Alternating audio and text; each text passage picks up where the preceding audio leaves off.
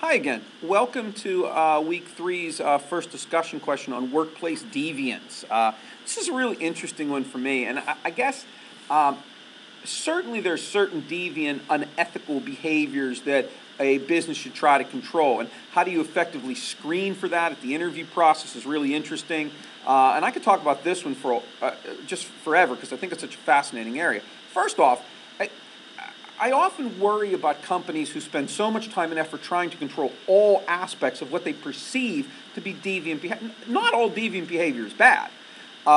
If you try to make everybody conform to the same behavioral, the same way of thinking, I think sometimes that stifles creativity within an organization. It stifles the ability to think outside of the box and to behave in ways that maybe make the company, in the end, a better company. Now, that said, if a company wishes to control unethical, deviant behavior, certainly that's something that we should all agree is a good thing. But how do you do that? How do you effectively screen employees that you would know that they're ethical or not? And companies use all sorts of metrics today because there's this belief out there that there are scientific ways you can weed out undesirable employees. And companies use all sorts of things: background checks, credit checks. Of what value is a credit check? Does having poor credit in any way mean you would not be a good employee? And I don't know the answer to that. My hunch is no. Even background checks, criminal background checks, for example, if someone has paid their debt to society, does that mean that record should haunt them forever then? Most companies will today tell you that, oh, if you check yes to that, it doesn't mean you're going to be weeded out. But we all know it does. So really, are there scientific ways, objective tests, personality profiles, things like that, that tell you whether or not somebody would be a better employee than just what you got through that gut feeling from an interview?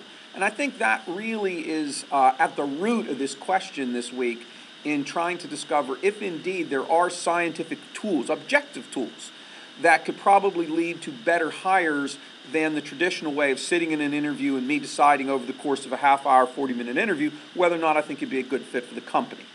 And that kind of, I think, is what is, again, at the root of this question. It's a lot of interesting stuff to talk about.